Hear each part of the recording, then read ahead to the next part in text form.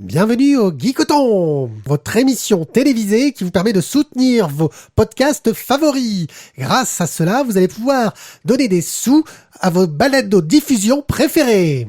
Faites donc comme Carotte, Tot, Chevonne et El Pouillou et soutenez la Voix des Bulles en leur donnant des sous. La Voix des Bulles présente le One A Club, le podcast BD bimensuel qui fait plein de trucs en binaire.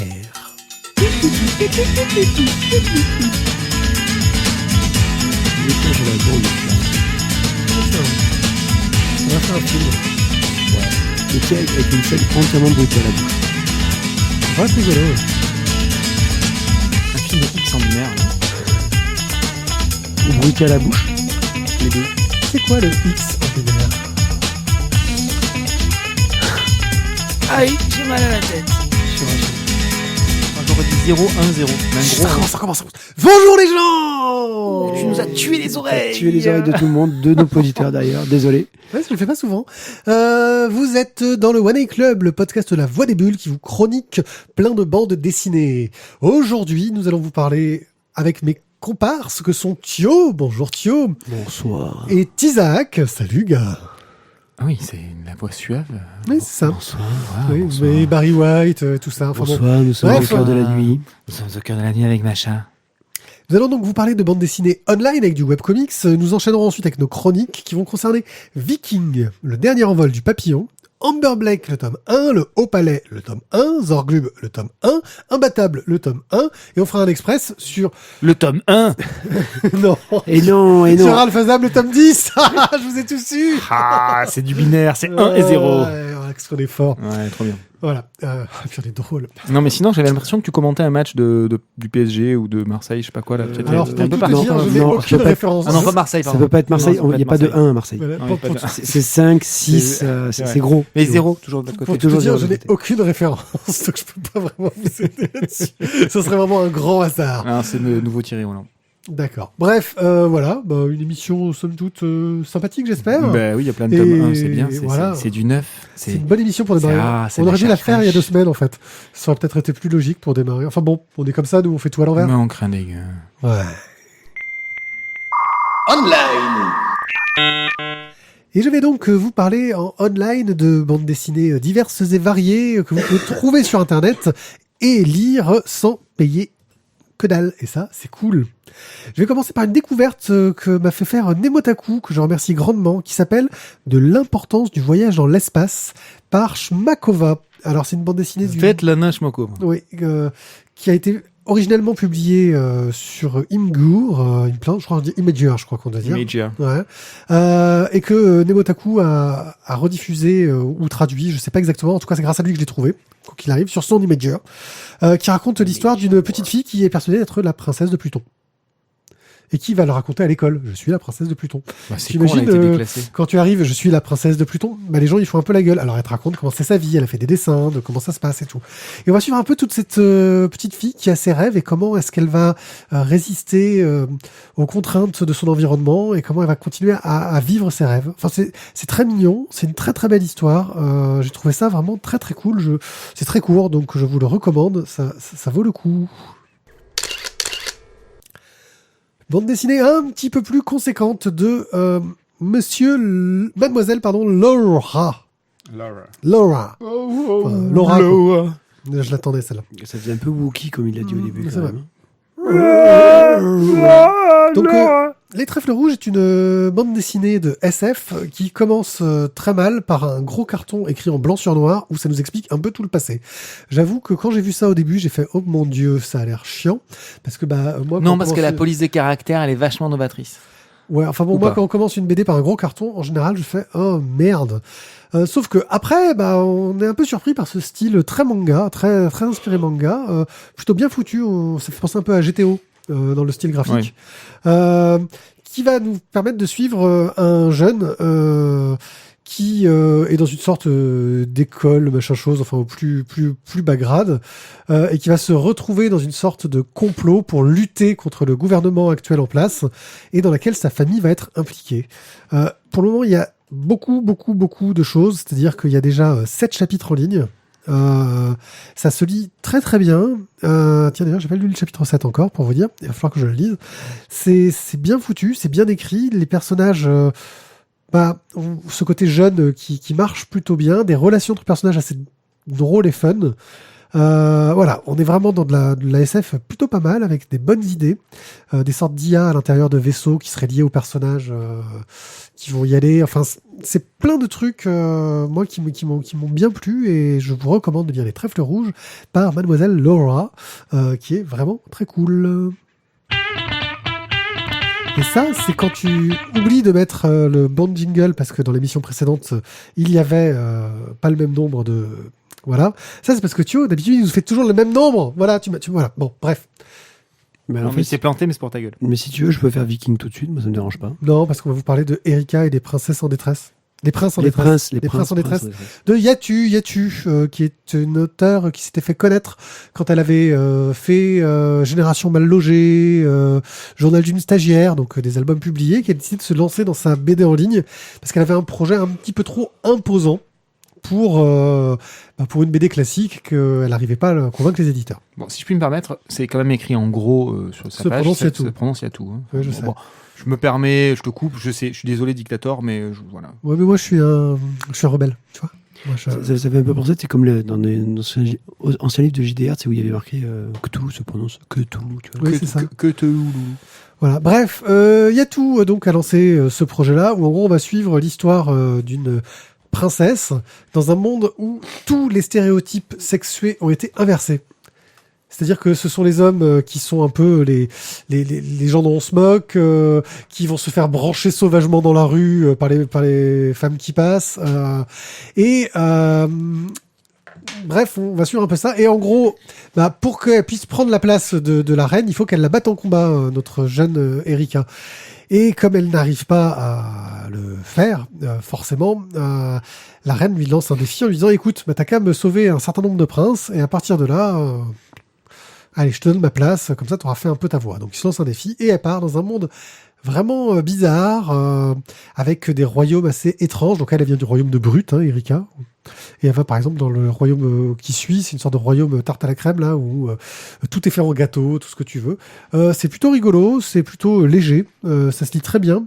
Moi, ce que j'apprécie surtout, c'est de voir le trait de Yatou qui a vraiment grandement évolué et qui est devenu très fluide et très agréable, alors que même si je la suis depuis un moment, j'avoue que son trait au départ me semblait un petit peu maladroit et il ne l'est plus du tout. Et ça, je trouve ça cool. Voilà. Donc pour le moment, on a un grand nombre de pages.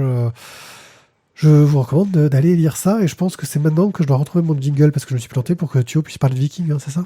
Je sais pas, j'ai fait une pause.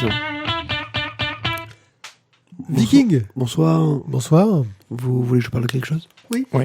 Un cocktail. Un cocktail, ok. Donc je vais vous parler d'un petit truc, un long feu de glace.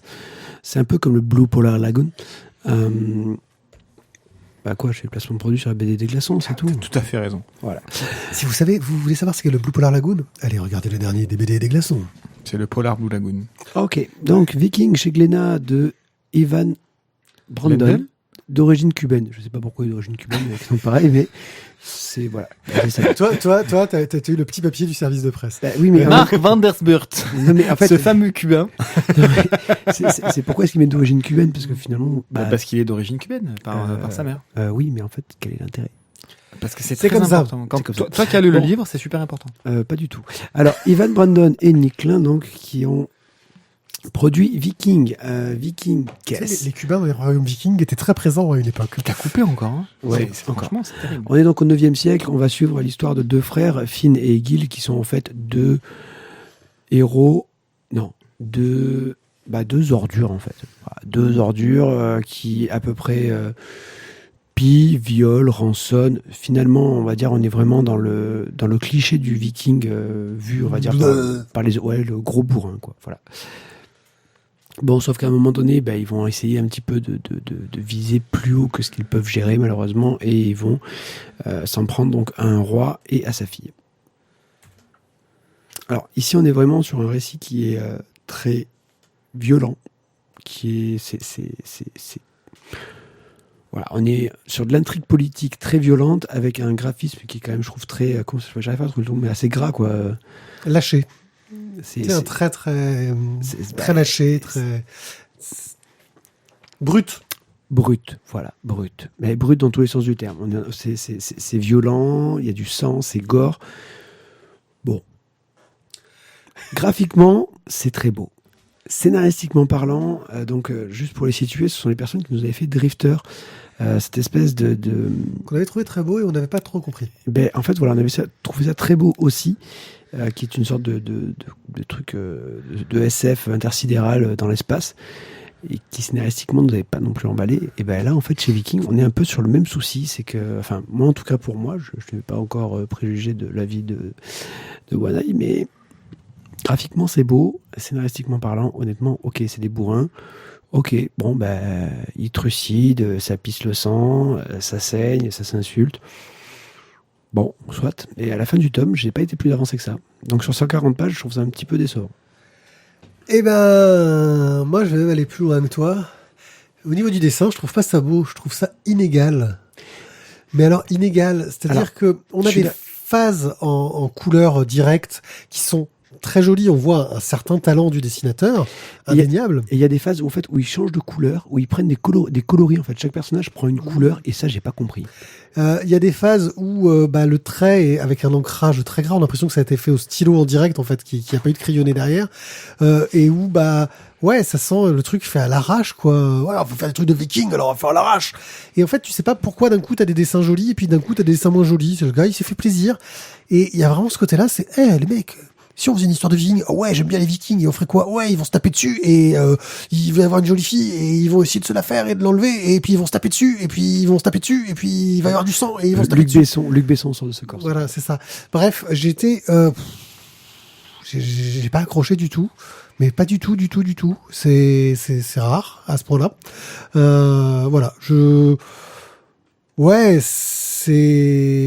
Si on peut oublier son cerveau en le lisant, on peut peut-être l'apprécier. Malheureusement, des fois, j'arrive à oublier mon cerveau dans certaines lectures, et là, ils ont pas réussi à me mettre dans le ton, quoi. Je vois pas où ça va en venir, je vois pas ce que ça va raconter.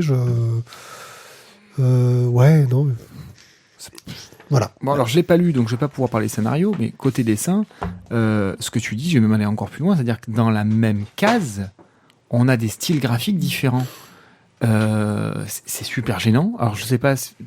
Donc vous l'avez lu, apparemment ça n'a aucun intérêt scénaristique et pas de lien, pas de compréhension particulière. À moins que vous soyez passé à côté. On est peut-être passé totalement à côté, mais... si on passe tous les deux à côté, c'est quand même qu'on est vraiment pas bon. Ouais, on va arrêter l'émission. Donc ce soir c'est la dernière. On est vraiment des merdes, et je me casse. Donc voilà, moi, je trouve ça très gênant. C'est-à-dire que sur la même page, tu as plusieurs styles, mais dans la même case, tu te retrouves avec plusieurs styles. Et puis des trucs un peu aux antipodes, quoi. Et du coup, tu passes d'un personnage à l'autre qui est designé différemment sur la même page, dans des cases différentes. C'est très strange. Il y a un côté un petit peu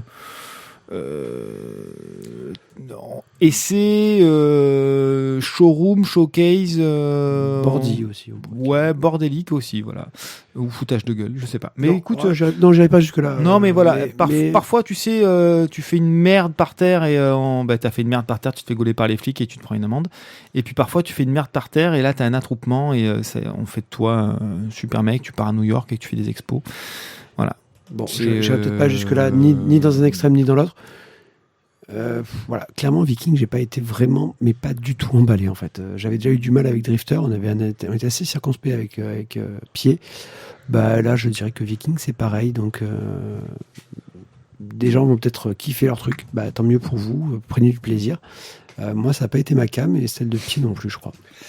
Voilà, je pense qu'en fait, on s'est fait avoir. Il y a une chouette BD sur les Vikings qui s'appelle Northlanders par Brian Wood au scénario, et que en fait c'est ça. Brian comment? Brian Wood. On connaît lui? Oui, DMZ, et on a parlé de démos. C'est ça, dans l'émission précédente, on a parlé de démos. Hein. Ouais, et donc ça avait l'air plutôt pas mal. Bref, on oublie Viking, c'était nul. De quoi que tu nous parles, Isaac? On passe dans un autre univers, tout aussi stéréotypé, mais très différent, somme toute. On part au Japon. On arrive dans le quartier des plaisirs, à Maruyama. Et donc, on va quelle suivre. époque Alors, Ça a de l'importance. on est dans l'époque début Meiji, je crois. Le début du Meiji. C'est le début de l'ouverture à l'Occident. C'est ça, je me trompe pas. Et on va suivre donc les péripéties, les pérégrinations, la vie d'une courtisane extrêmement célèbre, Kiko. Oui, une geisha courtisane. Une geisha. J'ai dit une courtisane, une geisha. Enfin, je peux parler français, j'ai le droit, ou il faut forcément que je... On va y arriver, c'est pas grave. On va y arriver, ouais, Donc bref, Kiko, cette geisha extrêmement connue, reconnue, demandée, sollicitée, c'est elle que l'on va suivre. On ne sait pas trop précisément pourquoi est-ce qu'elle est là, pourquoi est-ce qu'elle est encore là. Alors qu'autour d'elle, finalement, certaines de ses consoeurs de travail arrivent à se trouver un mari, à rassembler suffisamment d'argent pour se faire racheter. Surtout qu'on leur sait qu'elle a déjà contrat, racheté cette etc. liberté. Et on apprend au fur et à mesure, alors je ne veux pas trop C'est assez dévoiler vite, le c'est truc, pas- mais on le sait assez rapidement qu'en fait, elle a déjà été rachetée, mais elle est toujours là. Du coup, on est quand même intrigué et on veut savoir un petit peu où est-ce que tout ça va nous mener, pourquoi est-ce que finalement elle est encore là. Est-ce que c'est un choix, est-ce que c'est une obligation, est-ce qu'il y a d'autres choses qui se trament derrière. Surtout qu'elle fait quelque chose qui est mal vu. Et oui. C'est un peu le point qui est intéressant historiquement. Je te laisse. Ah non, mais vas-y. Elle voit un gaijin. Elle est cliente d'un gaijin, sachant que les geishas choisissent leurs clients. Excuse-moi, Donc on va traduire gaijin. C'est comme les gaijos en C'est fait. les étrangers. Là, C'est les étrangers en fait. C'est-à-dire que donc on est à l'époque de l'ouverture sur l'Occident, les quartiers sont quand même bien délimités et à la base Kiko travaille donc à Maruyama qui est un quartier qui est fermé, qui est encore à la japonaise. Et elle traverse, elle prend le bateau pour aller dans un autre quartier, quartier qui est lui beaucoup plus occidental et donc fréquenté par les occidentaux, dont des Hollandais. dont des Hollandais, et alors notamment un médecin qu'elle va voir, qui l'a pris un petit peu sous son aile, qui la protège, mais il est à moitié amoureux d'elle aussi, voilà. Et donc le fait qu'elle aille fréquenter des Occidentaux est mal vu d'une partie de sa clientèle, une partie de la clientèle de la maison close où elle travaille. Et donc ça augure des petites tensions parfois avec certaines de ses consoeurs et parfois avec certains de ses clients. Mais on sent qu'elle a une expérience dingue, on sent qu'elle a un charisme dingue, qu'elle a une forme de tristesse aussi. Mélancolie. Une mélancolie qui est très marquée. Donc voilà, bref. Ses tarifs sont également à la hauteur de sa beauté, de la façon, enfin, de la quantité de demandes qu'elle peut avoir. Tous les hommes la connaissent, ceux qui connaissent le quartier, ceux qui n'en font qu'en rêver. Son nom est connu de tous. C'est pour dire ô combien elle est effectivement starisée. C'est la Clara Morgan de l'époque. Non, c'est Zaya. C'est Zaya, ouais, voilà. Par contre, voilà, il faut savoir qu'elle ne refuse aucun client. Aussi petit soit-il, à partir du moment où il peut payer. Elle n'est pas dans un élitisme particulier. Elle ne choisit pas non plus particulièrement. Alors que c'est son pouvoir. Alors que c'est son pouvoir en tant que geisha de pouvoir choisir justement ses clients. Là, pour le coup, peu importe. Donc, on le disait tout à l'heure, elle accepte aussi d'aller voir les Occidentaux dans le quartier de Dejima. Elle n'a plus de dette à rembourser, mais elle continue à travailler là-dedans. Personne ne connaît ses raisons, c'est dévoilé petit à petit. Mais alors vraiment, vraiment, vraiment, petit à petit. Dans le seul et unique tome, parce que c'est un one-shot. Hein, donc c'est très lent, mais en même temps, ça va pas non plus prendre des jours et des jours. Quoi. Non. Ça prend 140 pages, quoi. Ça prend 140 pages. Bon, ceci étant dit, il y a un rythme qui est quand même pas très élevé. C'est assez contemplatif. Bah justement, c'est parce que peut-être c'est contemplatif que le rythme n'est pas élevé. Ouais, c'est très, très, très lent. Donc, ce que j'en ai pensé, ce que j'en ai pensé, pas inintéressant, plutôt bien raconté, un poil lent, mais ça va dans ça va dans l'ambiance. Par contre, c'est pas très novateur. Il y a rien de neuf. Moi, c'est ce que je reproche à ça. C'est bien fait, mais ça manque de quelque chose en plus, quoi. C'est comme si vous allez dans un restaurant et qu'on vous sert une tarte aux pommes. Elle est bonne, hein. Elle n'est pas sublime, elle est bonne. Non, mais je sens qu'on va arriver, ça y est, au point d'impact, au point Avatar. Et il y en a un qui va me citer Pocahontas, et après on va s'envoyer sur la gueule. Non, mais c'est bon, les gars, quoi. Arrêtez. L'histoire est pas originale. En même temps, ça fait quand même déjà plus d'un siècle, ou même plusieurs siècles qu'on raconte des fois les mêmes histoires, qu'on est sur la même thématique. Oui, mais là, il y a rien de neuf dans Mais l'histoire. Il y a rien. Mais des Non, fois, mais il n'y a rien de neuf. Non, mais Matt, Mais pour autant, scénario, il tient sur 8 mots sur un Kleenex, quoi. Non, Il y a- non, attends. Là, t'exagères un peu, là. Oh, c'est pas Luc Besson, abuse pas. C'est pas Valérien Lorline, Non, quoi. Valérien, c'est 4 mots. 5. Bon, oui, parce qu'ils ont rajouté Besson à la fin, ils C'est avaient ça. un doute sur que c'est Voilà, pour être sûr que c'était bien lui. Mais non, je veux dire, non, il y a quand même un scénario qui est quand même un poil plus épais que ça, déconne pas. Après que tu me dis c'est peut-être pas original, parce que du coup, tu es sur l'amour impossible, l'amour... ok, soit. Mais en même temps, je trouve que... C'est sur le don de soi. Ben, c'est bien traité. Moi, j'ai trouvé ça intéressant. Alors oui, la thématique du don de soi est bien traitée. Voilà, je suis d'accord. Tu sens une sorte de mauvaise foi, juste. Et je sais pas si vous les entendez, les politeurs, mais dans sa voix, on sent la mauvaise foi. Ça sent, hein. Ça Non, sent. c'est pas la mauvaise foi. C'est juste que, ok, d'accord. Son état naturel. Ouais. Non, oui, voilà. C'est bien sans plus. Alors, par contre, le dessin, très agréable, très sympa. Contrairement à ce que je peux souvent reprocher au manga, c'est plein du début à la fin. Il y a peu de feignasse, il y a peu de feignantise dans ce seul et unique tome. La plupart des cases sont toutes renseignées, elles sont toutes décorées. Il n'y a pas ces espèces J'ai de... pas lu Altair sur les costumes. Oui, non mais... Oui, non, mais Je dis ce que je reproche de manière générale. Après, bien évidemment qu'il y a du bon là-dedans. Hein. Tu prends Death Note, c'est plein aussi. Hein. Et dans un style très différent. Bref, toujours est-il que voilà, j'ai trouvé que le travail était bien fait, du début à la fin. C'est bien mené. Voilà, j'ai trouvé ça bien. Je ne peux pas dire plus que bien. Je ne peux pas dire moins non plus. Bien. Thio. Ah bah écoute, j'ai déjà commencé à défendre un peu le steak. Ouais. Moi, j'ai passé, je trouve... Ouais, j'ai ça, c'est bon, il avait une geisha. C'est bon. Alors- Alors que voilà, quand je l'ai ouvert la première fois, j'ai feuilleté, je suis tombé sur la seule fois, la seule page où tu retrouves... Mais en plus, elle est en couleur. Voilà, c'est la seule page en couleur où elle est à poil. Ok, bon, soit. Mais l'histoire n'est vraiment pas là. Il y a un peu d'érotisme, mais pas beaucoup. Mais c'est Vraiment jamais. très, très peu. Voilà. C'est plus de la toujours- sensibilité que de l'érotisme, de toute façon, Oui. dans tout ça. Tu l'effleures, voilà. Voilà. Mais l'histoire est vraiment pas sur son rôle, on va dire, de geisha. C'est vraiment sur un ancien monde et un nouveau monde, voilà, qui se côtoient et qui vont un petit peu s'entrechoquer avec, comme tu disais, le don de soi et une histoire d'amour impossible.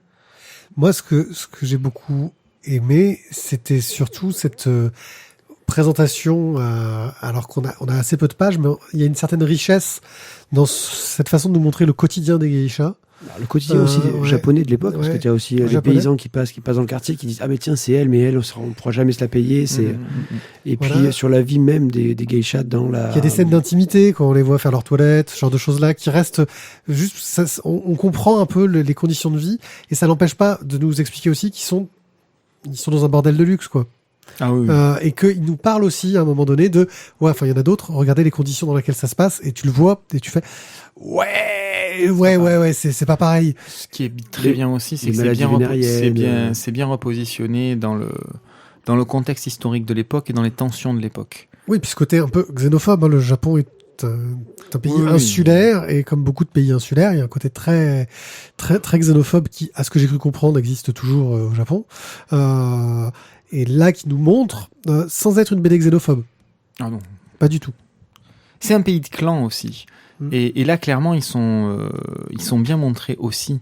C'est-à-dire que au sein même de la société, au-delà de la xénophobie, au-delà de la peur de l'étranger, à l'intérieur même de la société, c'est quand même très casté. Et ça aussi, c'est très bien montré. On est chacun dans sa case et il est hors de question d'en sortir. Et quand quelqu'un va justement sortir de sa case, c'est là que ça pose problème, c'est là que ça crée des tensions, c'est là qu'on le ou la montre du doigt. Et Kiko peut se permettre de transgresser cela de par son statut, de par la reconnaissance qu'elle a de ses pairs, de la population, etc.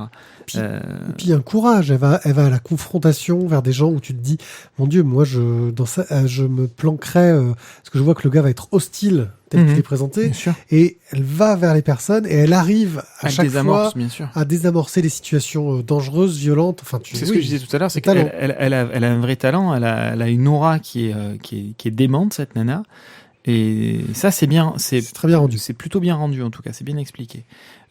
Donc voilà, moi j'ai trouvé des points positifs.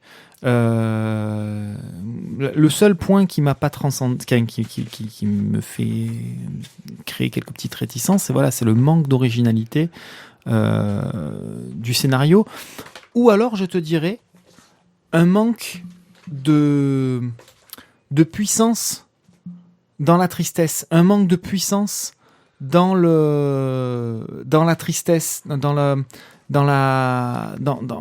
les regrets, dans le don de soi, dans ce que ça peut impliquer. Ça reste très, très japonais pour le coup, dans le sens où les sentiments sont feutrés, sont atténués et manquent d'intensité. C'est peut-être ça, tu vois, finalement, en y réfléchissant, c'est peut-être ça qui manque. C'est que ça se fait tellement japonais pour le coup dans le traitement que ça en devient un poil trop plat.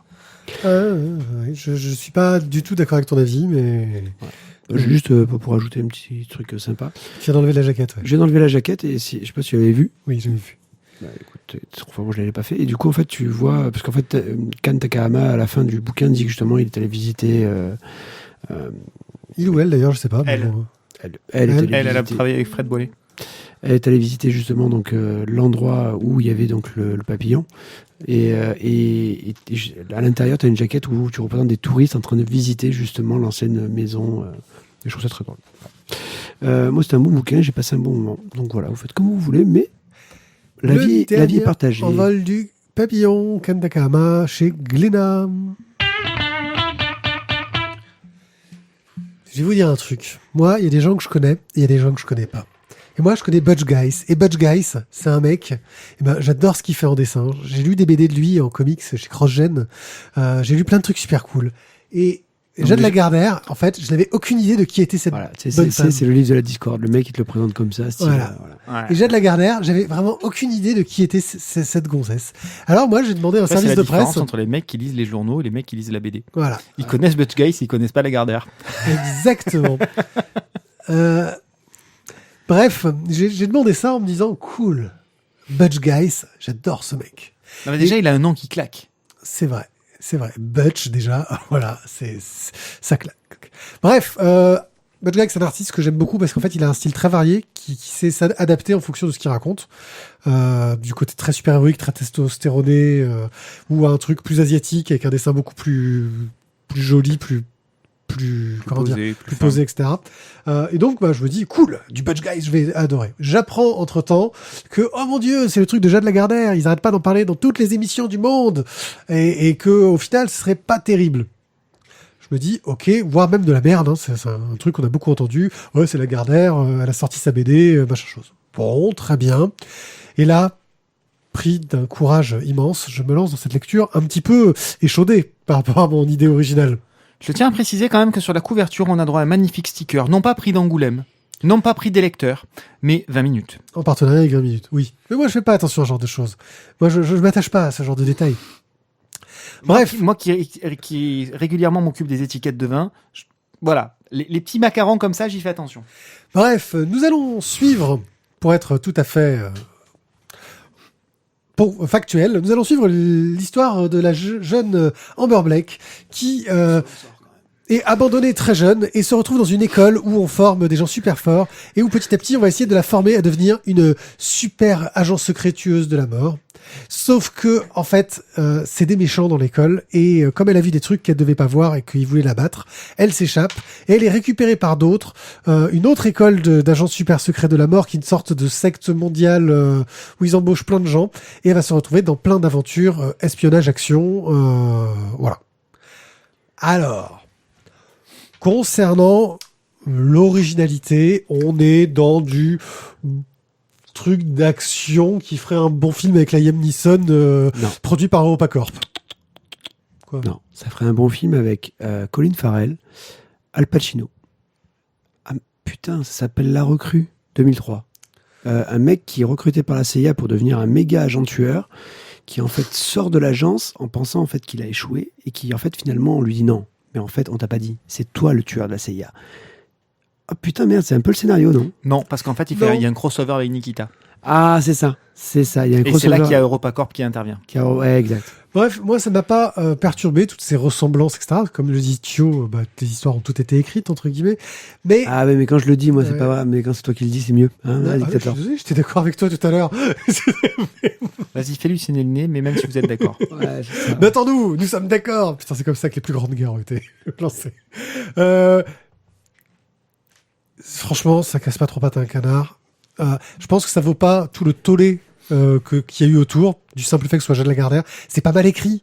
C'est ça que je veux dire. C'est que c'est pas une BD qui est mal écrite, qui est, donc, je pense elle est pas géniale, mais elle a un certain talent. Par rapport à Viking, tu le places où? Au-dessus. Non, mais dans la pile de lecture ou... Non, je le baisserai pas au-dessus de Viking quand même, faut pas abuser. Voilà, non, ça tient la route. Le dessin est efficace. Alors oui, c'est une sorte de Largo Winch au féminin. Ça a souvent été appelé comme ça. Ouais, t'es dans l'idée. Je vous dirais plus La Recrue que. Ouais, alors Largo Winch. La recrue est plus subtile que ça quand même. Mais non, puis La Recrue, on sait pourquoi il est recruté. Ouais. Elle est recrutée parce qu'elle est orpheline. Ouais. Dans La Recrue, c'est pas le film où ils ont un ordinateur super sécurisé et où ils ont de l'USB sur le clavier. C'est ça. Ouais, pardon. Et que les mecs ils passent tout dans les détecteurs de métaux, sauf le seul truc métallique. C'est le thermos. Ouais. Le seul truc métallique, il ne passe pas. Là, tu fais what the fuck. Bon, bref. Il n'y a pas de truc aussi gros dans Burn Black au niveau des erreurs, si tu réfléchis. Mais bon, bref, c'est pas... Voilà. Moi, j'ai trouvé l'histoire sympa. J'ai pas passé un mauvais moment.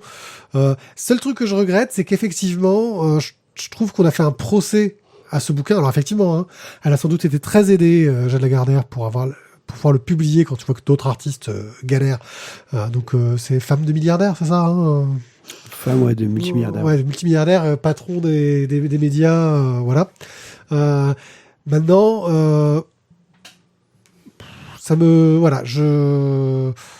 clairement, je suis sûr qu'elle a pas fait pour l'argent, parce que tu fais pas de la BD pour l'argent. Hein,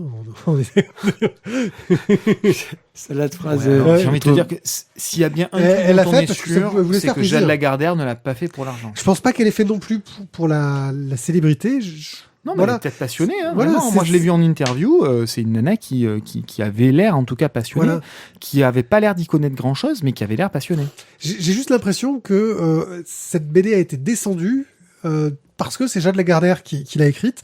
Alors que si tu oublies ce côté-là, je suis désolé, mais j'ai lu des trucs bien plus mauvais et qui n'ont pas eu un procès. Le seule différence, c'est que elle était dans tous les médias. Et là, je pense que oui, elle a été un peu aidée. C'est un peu le problème. Mais bon, pour une fois qu'on parle d'autre chose que d'Astérix, Tintin, Black et Mortimer... surtout que c'est pas bien proportionné. Oui.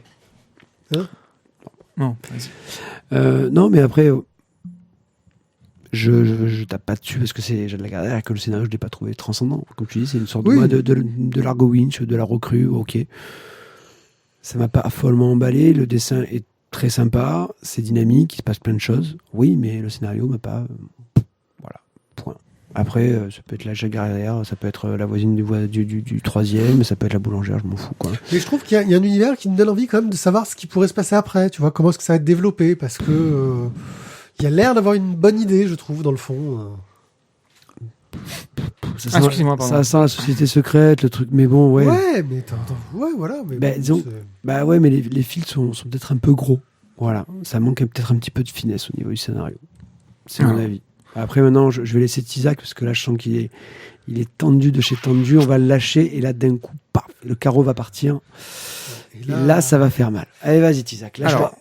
Là, on va se faire attaquer sur notre serveur, parce que le mari de Lagardère, il va nous agresser, et plus jamais on pourra être diffusé. Vas-y, mollo. Non, moi, je suis en partenariat avec les Russes. Donc, vas-y, mollo. Non, mais Poutine, il fera rien pour nous. Je crains des gars. Alors, je vais mettre complètement de côté Jeanne Lagardère. Je m'en fous complètement, comme toi, Thio, que ce soit elle ou tonton Jean-Claude qui a écrit le bouquin. Le scénario est pauvre. y a vraiment rien. Le prédicat de départ sur pourquoi elle est choisie est calamiteux. Y a rien qui tient la route. Le fait que son mec, non, ça tient pas la route. Non, en fait, non, moi je trouve c'est la force des mots en fait que tu utilises qui je trouve quand même très forte, quoi. Là, on est dans le genre, quoi. C'est des règles du genre. Tu peux quand même poser un prédicat de départ, le choix de cette nana-là, différemment que oh là là, tu es orpheline et tu pars de l'orphelinat, on te sélectionne toi. Non mais sans déconner, elle a rien d'exceptionnel au démarrage. Et 2 fois d'affilée, elle se fait jerker, et 2 fois d'affilée, elle a rien d'exceptionnel. Enfin, pourquoi elle, quoi ? C'est ridicule. On choisit également pour la... Elle est élue. Ouais, c'est ça. Elle a des midi-chloroïdiens, en fait, qui courent dans le sang. Pour la... Pareil, on conserve en personnage secondaire un gars qui est le pète couille de service dans sa promo, qui lui non plus n'a absolument rien d'exceptionnel basiquement. Là, pour le coup, c'est clairement la recrue. On conserve un lien avec la formation initiale. Mais alors, je t'avoue que les faiblesses scénaristiques, je pouvais m'y attendre. Moi, j'ai vraiment pas été emballé par le dessin, que je trouve très inégal. Voilà. Il y a des moments où je trouve ça très bon, et il y a des moments sur les dessins de visage notamment, où je trouve ça vraiment, vraiment, vraiment pas terrible. Donc voilà. Je dis encore une fois, honnêtement, le scénario, je m'attendais à y trouver des faiblesses. En plus, j'ai pas la sensation que ce soit le type d'histoire qui soit à la mode en ce moment, qui est le vent en poupe. Ça fait très ressucé.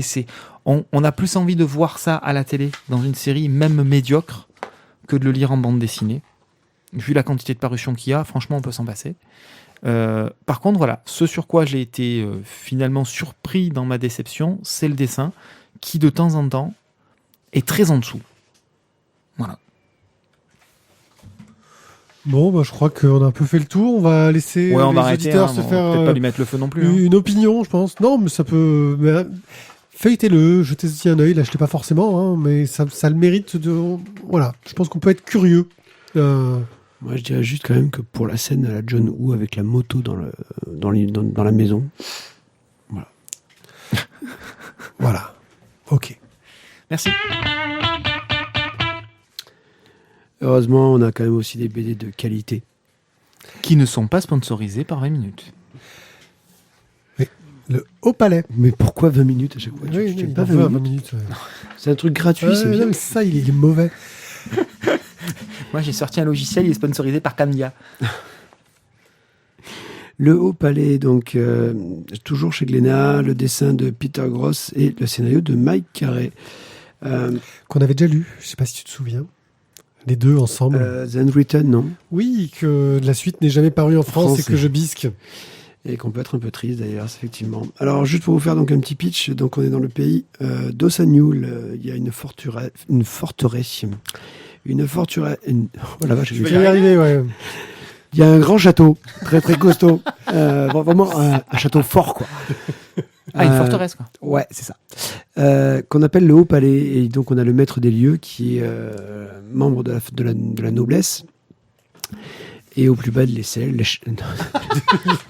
Au plus bas des selles. C'est très, très, très, très, très... Ah, donc c'est une bande dessinée un petit peu scato, en fait. Putain, mais il y a une Valéani sort de ce corps, quoi. Il a fait un truc, il m'a marabouté. On n'est pas dans la panique. Donc on va suivre justement le jeune Mott qui va donc effectuer donc les tâches les plus ingrates de la forteresse jusqu'au jour où celui-ci, on va dire, va faire la connaissance. Oh, putain. Ouais, l'exercice de diction là ce soir là. Oh putain, ça sent la fatigue. d'Obsidian, donc un mystérieux prisonnier de la forteresse qui est vraiment dans les grottes, les bas-fonds de celle-ci. Voilà, on va dire que du coup Mott va se retrouver pris entre le Aldecrest, je crois qu'il s'appelle, le Aldercrest. Aldercrest, voilà, le bouffon, enfin le maître du château, et Obsidian, et il va se retrouver à essayer il sait pas vraiment ce qu'il doit faire, est-ce qu'il doit écouter ce que lui dit Obsidian, qui visiblement voudrait être libéré, et qui essaie de lui révéler une vérité autre, que celle qu'on lui a enseignée depuis tout petit, et Aldercrest qui donc est le maître de tout. Et donc voilà, c'est Qui ne fait pas de magie, mais quand même. qui fait pas de magie, Quand mais on qui en lui est pas demande- loin. Quand on lui demande, mais faites de la magie. Non, la magie n'existe pas. Il faut juste savoir utiliser les choses. Donc dans ce tome 1 du Haut Palais, moi j'ai passé un très bon moment. Alors, le début, j'ai été un petit peu perturbé. Je me suis dit, oula, qu'est-ce que ça va être? Parce que tu suis vraiment l'arrivée de Motte au Haut Palais. Et tu te dis, Comment il se fait acheter, en fait c'est ça, voilà, grosso modo, ils ont vendu de la manœuvre et il est choisi donc pour aller travailler en tant que couvreur, quoi. Et je me suis dit, waouh, je sens que ça va être épique. On va suivre l'histoire d'un couvreur. Le mec, il est en train d'apprendre la différence entre l'ardoise et la tuile. Bon, où va-t-on? Oh, ça a l'air intéressant. C'est des métiers peu connus. Hein. Je veux Surtout dire, qu'on à a un quand moment même donné, des planches où on nous décrit chacun des outils Ouais. et comment faire pour recouvrir un toit. Et tu savais que c'était un projet chez Bambou. Les couvreurs, ils voulaient faire comme été. Ça, c'est vraiment de la BD de niche, quand même, je pense. Mais donc, du coup, dans ce Haut Palais, finalement, voilà, on se retrouve avec une histoire qui est quand même beaucoup plus touffue. Un petit peu comme ce qu'ils nous avait justement envoyé sur The Unwritten, je voulais en parler après. Qui, bon, si un jour un éditeur a envie de le faire paraître en France, ce serait très cool parce que c'était vraiment bien et que j'aurais bien voulu connaître la fin. Graphiquement, moi, j'ai trouvé que c'était propre, pas exceptionnel, mais propre avec surtout. Ça pose une ambiance. Ça pose, voilà, j'allais dire, en fait, c'est surtout moi les couleurs qui m'ont posé une ambiance. T'as beaucoup de tons un peu pastel, sépia. Dans les ocres, dans les... Ouais, et qui donne une ambiance chaude avec vraiment la dureté de ce Aldercrest qui te fout un peu les jetons, en fait. Alors qu'il a pas l'air si méchant que ça. Enfin, tu sais pas trop, en fait. Hein. Tu sens que ce n'est pas qu'un méchant. Ouais, t'es pas sûr, en fait. Mais bon, voilà, dans tous les cas, c'est quand même un truc qui te fout un peu quand même les jetons. Et graphiquement, c'est pas non plus flambant au niveau du dessin. Je pense que vraiment la couleur donne vraiment plus de l'ambiance. Et au niveau du scénario, ça monte lentement en pression et il y a un bon potentiel, quoi. Très belle construction qui donne bien envie de lire la suite. Tizak. Pardon, je te coupe. Avant que tu commences, au milieu, vous avez aussi l'histoire du château, il me semble, qui est non plus de la ville. De la ville, voilà, qui n'est plus en bande dessinée, mais qui a un récit, je crois, qui fait 4 ou 6 pages. Voilà. Ouais, 6, je crois. Qui C'est nous raconte un peu d'histoire. On voit que son univers a été très travaillé. Mais non, regarde. Par 1, contre, 2, 3, 4. Oui. Après, c'est quoi? Excuse-moi, tu peux pas compter ça comme des pages, c'est un dessin. Tu as raison. arrête de claquer les livres. Et vlam, Arrête de tiens. claquer les livres. Tu fais ça, tu as Alors, Tizak, tu voulais nous dire, excuse-moi, je t'ai coupé. Je voulais te dire à la base que j'étais d'accord avec toi, mais comme tu m'as fait chier, je vais peut-être pas être d'accord. Ok. Bah, Non, vas-y. écoute, complètement d'accord avec toi. Le dessin parfois est un peu léger. Ça aurait peut-être mérité. Je sais pas. Je pense que Gross est capable de trucs plus fouillés. Voilà. Par contre, effectivement, je suis d'accord avec toi. Le travail sur la couleur, donc Fabien Alquier pour pas le citer, est vraiment très bon et c'est lui qui donne, je trouve, le ton, qui donne vraiment l'ambiance, qui nous fait vraiment plonger là-dedans. L'univers qui est présenté dans ce premier tome est très intéressant. Maintenant, sur ce premier tome, on a quasiment que de la mise en place. Vraiment que ça. Alors, je ne sais pas sur combien de tomes c'est prévu. Je ne sais même pas si c'est prévu en nombre de tomes dès le démarrage. Toujours est-il, que ça a l'air intéressant. C'est contagieux. C'est contagieux. Ça a l'air intéressant et cette cité regorge de surprises, de mystères, de magie. Il y a vraiment des choses où ça peut vraiment avoir beaucoup de profondeur et beaucoup de possibilités diverses et variées. Voilà. Moi, j'ai été intéressé par le potentiel.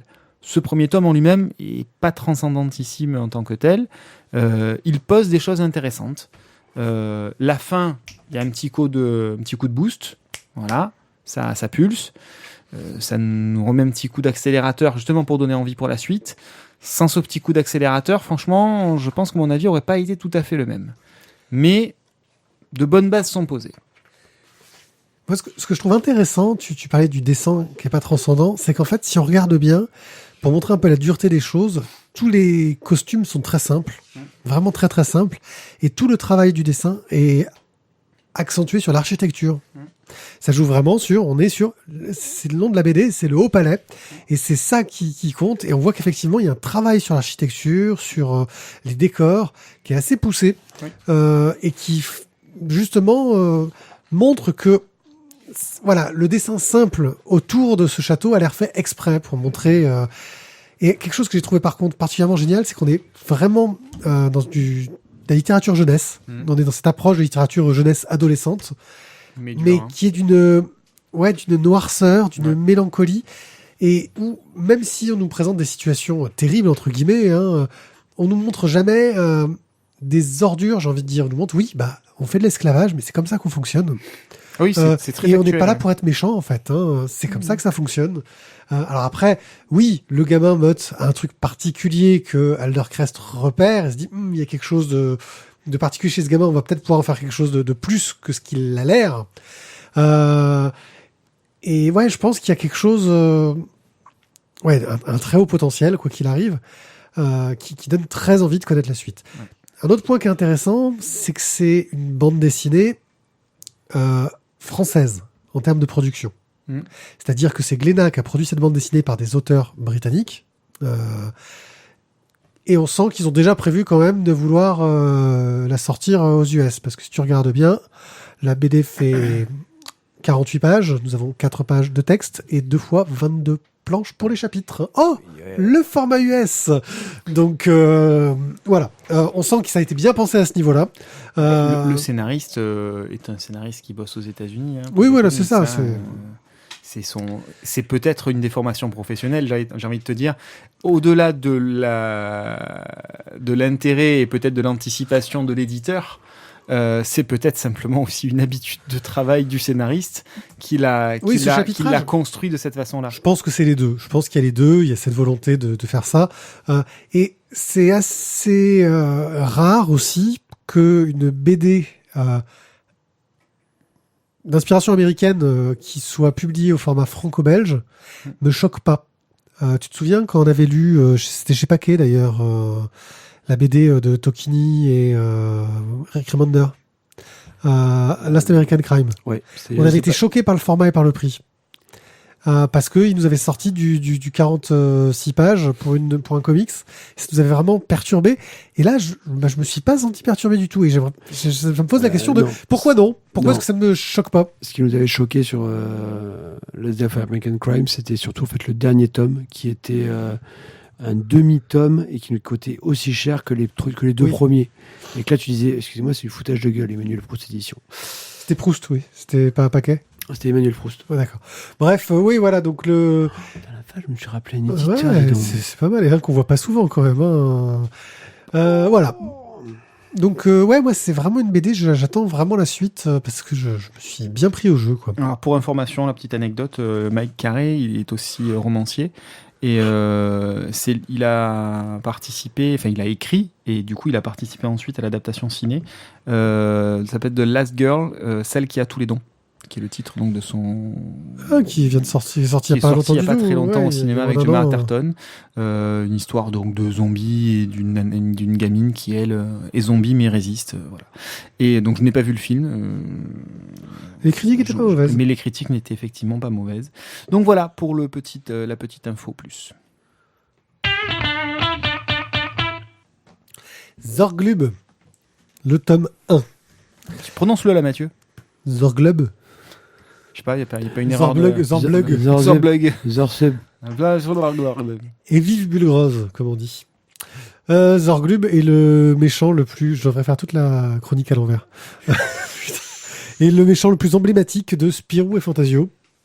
Vu qu'on est un peu dans la mode des spin-offs, parce que tant qu'à faire, si on a une série qui marche bien, on pourrait raconter autre chose à côté. On a un auteur, Munuera, qui a décidé de faire une série là-dessus en tant que dessinateur et scénariste. Munuera, on le connaît pour ce qu'il avait fait sur la BD dont on a beaucoup parlé, dont le nom ne me revient pas, avec Dufaux au scénario. On avait Sorcellerie, voilà. Donc on n'avait pas été totalement satisfait du scénario pour le coup, mais on le connaît aussi pour avoir travaillé sur Spirou avec Morvan. sur un passage de Spirou qui avait pas beaucoup plu à la critique, mais moi que j'avais trouvé très moderne. Ouais, non, il y a un truc qui frotte. Oui, Voilà. C'était moi qui frottais. C'était Pierre en train de frotter la BD D'accord. sur la table. En fait. Oh, je frotte les BD sur les tables. Bref, Zorglub décide de nous prendre un peu le point de vue du méchant, entre guillemets, en nous montrant comment ce scientifique fou, qui est un scientifique fou dont l'objectif c'est de dominer le monde, comme tout scientifique fou, même si, avec le temps, il s'assagit un peu, devient plus cool, et bien dans ce tome, nous avons découvert qu'il a une fille. Et que, c'est un papa. Et que, même quand tu veux dominer le monde, ta petite fille chérie, elle passe avant. Et puis qu'il a aussi des concurrents. Et donc on va suivre un peu cette affaire où tout le monde se retrouve au milieu de tout ça et où aussi Munuera va s'amuser à se moquer un peu du fait qu'il fasse un spin-off. C'est les premières lignes du truc, c'est les spin-offs ça sert à rien, c'est nul. Que jouer sur le côté de la parentalité des personnages, sur tous ces petits mystères des héros de bande dessinée.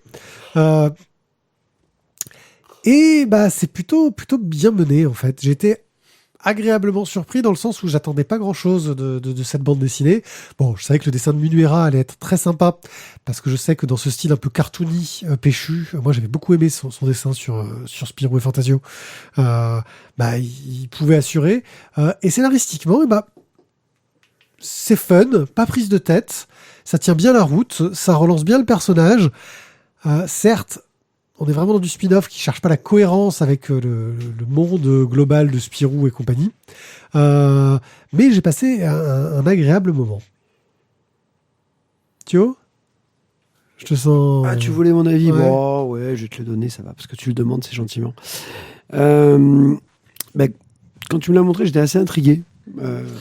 Qu'est-ce que ça allait pouvoir donner, justement, sur Zorglub, quoi, qui est en théorie un second couteau de Spirou. Second couteau, voire ennemi juré, mais qui finalement en fait devient pote. Enfin bon.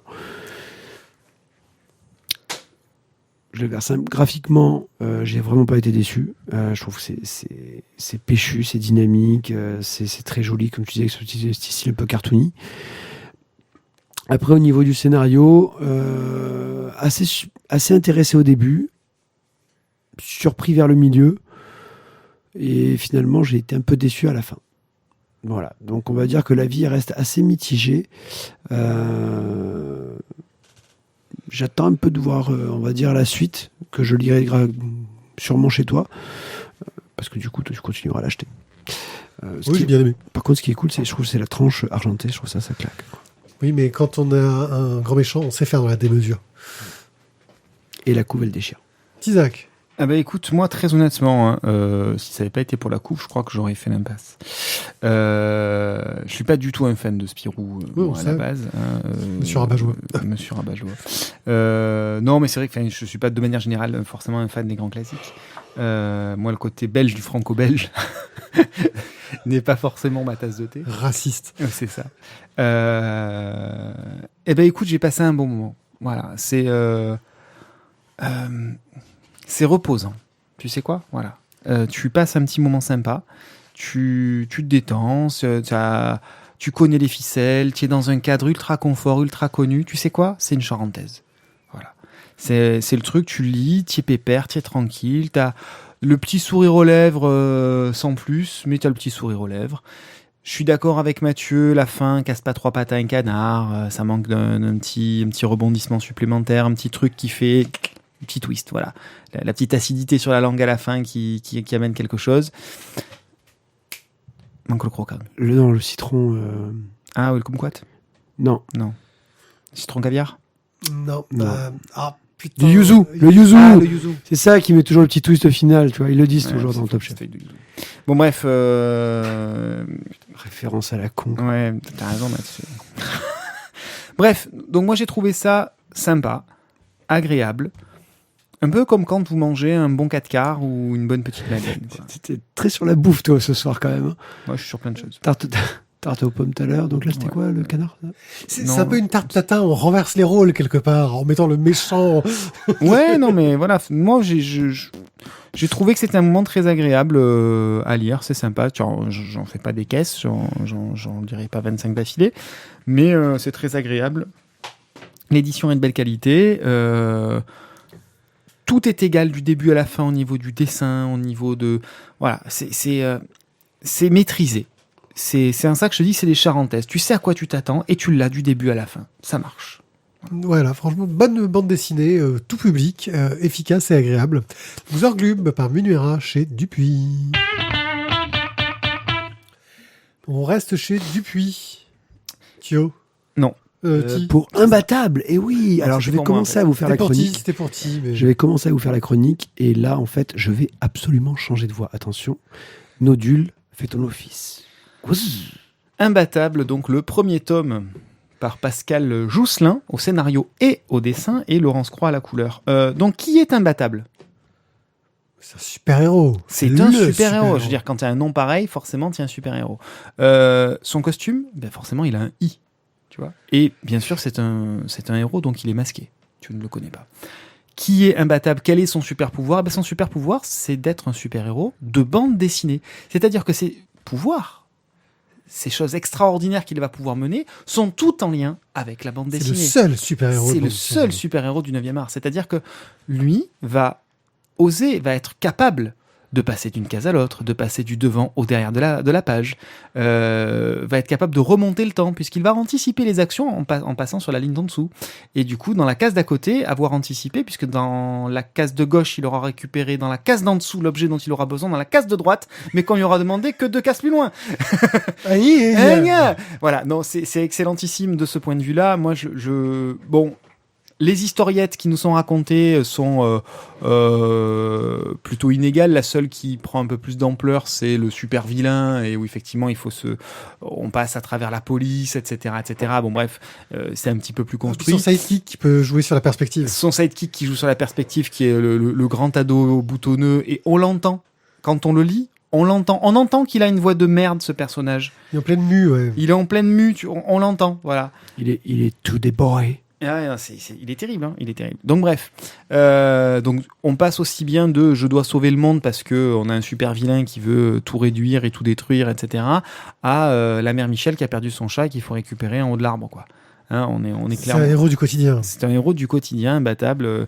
Et on le voit d'ailleurs, lui, dans le quotidien. C'est-à-dire que quand il est interpellé, il est en train de revenir d'avoir acheté sa baguette de pain. Il va voir mémé machin. Il est en train de se promener dans le parc. Juste pour préciser, parce que je crois qu'on l'a pas dit, c'est une série d'histoires courtes. Hein. Oui, alors voilà, ce ne sont que des histoires courtes. Je sais plus combien il y en a. Ouais, il y en a des un peu plus longues que d'autres, mais on est sur du entre une et 6-7 pages. C'est ça. Donc voilà, bref, c'est un petit bouquin sympa, agréable à lire.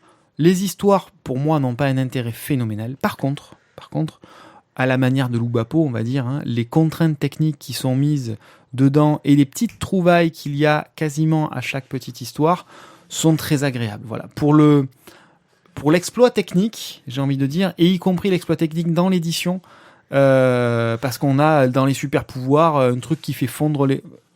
là je crois, hein, qui fait fondre les pages ou je sais plus quoi. Bref, on a un morceau de page qui est déchiré, ne vous inquiétez pas, c'est normal, hein, si vous trouvez ça chez votre libraire.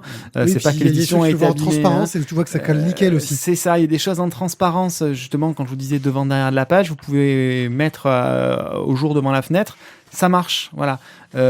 Donc il y a des vraies contraintes à la construction qui sont des vraies trouvailles, et ça marche bien. Voilà. Autant les historiettes de chaque petite partie sont pas exceptionnellement transcendantes, autant l'exploit technique, lui, est vraiment notable. Thio ?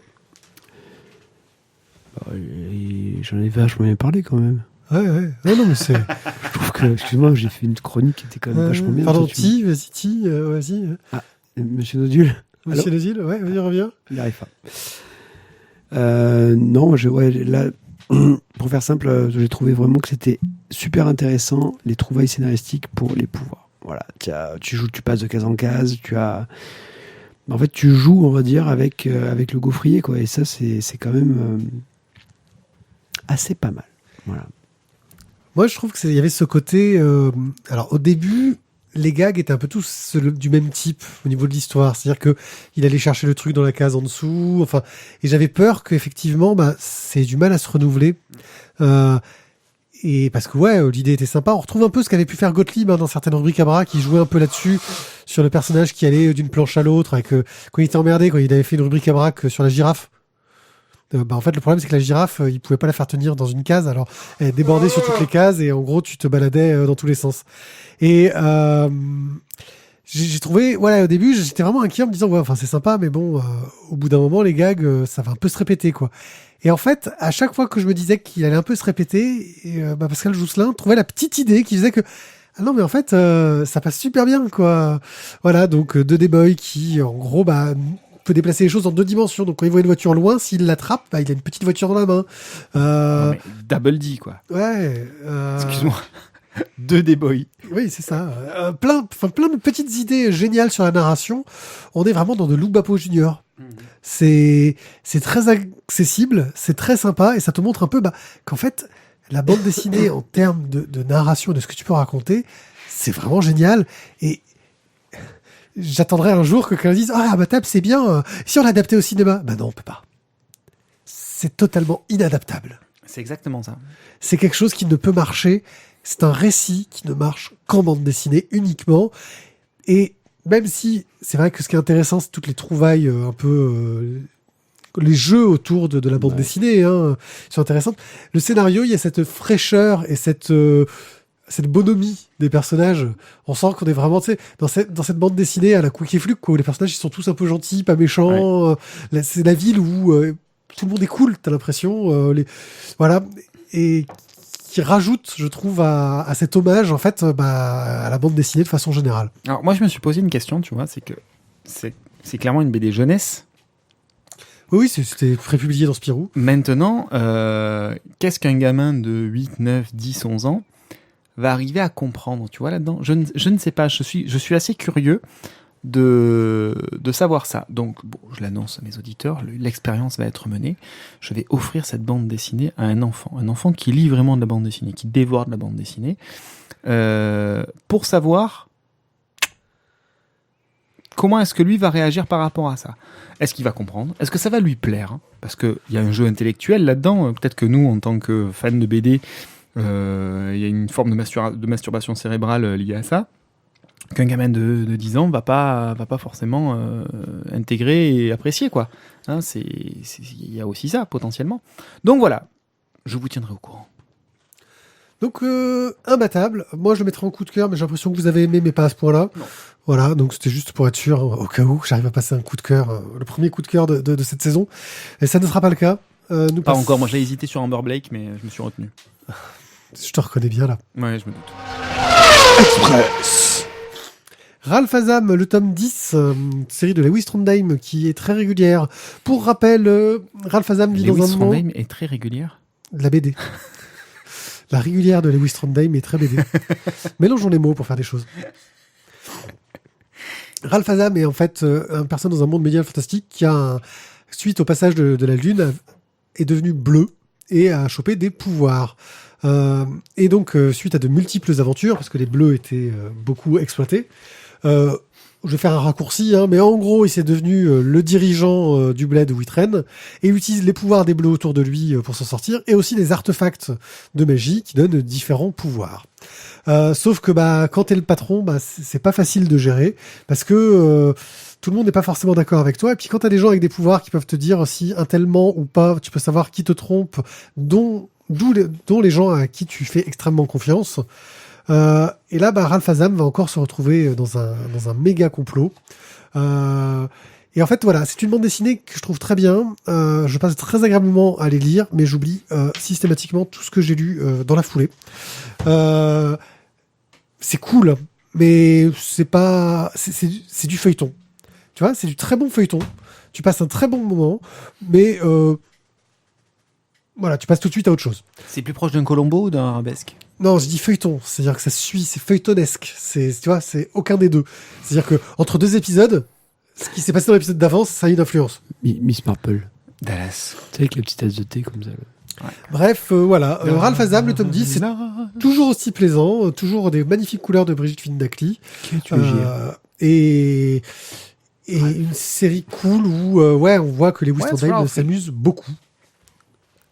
Selon moi, ça reste à suivre. Ouais. Je suis moins fan que toi. Je m'as dit que j'étais fan, j'ai dit que ça se lit bien. Ouais, en fait, finalement, je l'ai lu. Ah ouais, en plus, tu crois que tu l'avais pas lu et tu l'as lu? Ouais. Pour te dire, comme tu vois, ça me marque. Ouais, mais c'est ce que je te dis, c'est pareil Ouais, pour moi. Comme hein. toi, Pipi, apparemment. ouais. Oui, voilà, non, mais c'est. Tu sais, c'est ces trucs que tu regardes de façon agréable, parce que c'est un bon divertissement. Et je pense qu'il mériterait d'être lu, en fait, parce que l'intrigue est vraiment bien construite et l'univers est bien décrit. Écoute, parce que apparemment c'est spécifié en première époque, deuxième Ouais, époque, oui. est-ce que tu as tenté de relire toute la première époque d'un coup? Non, parce que j'ai tellement de BD à lire que Non, mais peut-être que ça vaut le coup, tu vois. Oui, de je tenter, pense que ça vaut parce le que c'est coup. quand même pas très long à lire non plus. les c'est assez bien Ralph construit.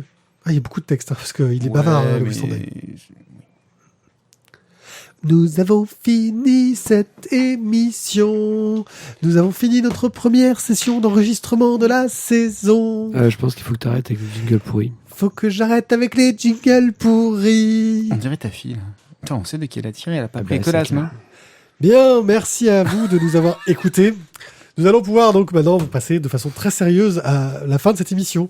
Cette fin où de façon très longue, nous allons vous parler de tous les moyens de nous aider, comme par exemple aller sur Tipeee, Ouais, le 36-37. voilà, nous donner des sous, voilà, Pour le geek breton. en Par les commandant des t-shirts, en parlant de nous autour de vous, en cliquant sur les petites images des BD qui en fait mènent sur un lien sponsorisé d'Amazon, et quoi que vous achetiez derrière, ça nous fait gagner des sous. Achetez Bon, quoi alors, on essaye de faire bouger Pied. Bon, on sait qu'il a toujours 1 milliard de trucs à faire, mais pour que justement ce soit plus visible. Voilà. On essaye, on est en pleine discussion Oui, là-dessus. mais je vais y travailler.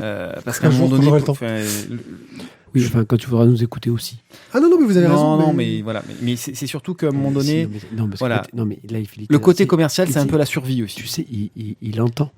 Oui, Il oui. écoute pas. Non, mais après, on comprend, il a aussi beaucoup de choses à faire. Non, Voilà. mais dès que j'ai Donc, fini comme- les montages Oh là. des BD des glaçons, Oh c'est bon. punaise, alors ça, On c'est- vous l'a c'est pas gagné, vaguement quoi. dit tout à l'heure, on va avoir un personnage de plus pour les splash pages, ce qui veut donc dire du matériel supplémentaire, ce qui veut donc dire un micro de plus, des fils, des machins, des bidules, des filtres. Donc voilà, bref, à un moment donné, ça sert à ça, quoi, tout simplement. Et donc, aidez-nous. Simplement, quand là, ça va être bientôt les préparatifs des cadeaux de Noël, il va y avoir plein de choses, tout ça. Pensez à passer par Amazon, s'il vous plaît. Et juste avant de passer par Amazon, passez par chez nous. Merci. Voilà, c'est bien dit, je pense. Ça donne des bons petits coups de main de temps en temps. Ça nous permet d'acheter des BD pour changer aussi. Bon, bien, merci de nous avoir écoutés. On vous dit donc dans 15 jours pour la prochaine émission. C'est ça. Voire même moins, parce que je crois qu'on a le pastel. Je sais plus le planning, mais on se voit bientôt, quoi. Bon, par contre, pour la prochaine, promis, hein, je mettrai le nez dedans pour qu'on ait vraiment limite des coups de cœur à pouvoir mettre. Celle-là d'émission, j'ai trouvé qu'on a un peu traché sur presque tout ce qui bougeait. Au moins l'un d'entre nous à chaque fois. Au moins, ouais, non, mais en même temps, ça crée le débat. Non, mais c'est pour beau. ça que c'est moi qui en parle, parce que voilà, la sélection qui a été faite cette fois-ci, malheureusement, c'est mal tombé, mais c'était une sélection où. Voilà, j'étais un peu en mode Kalachnikov, quoi. Enfin, tes trucs que tu trouves bien, ça a l'air d'être de la merde, quand même. On verra la prochaine fois.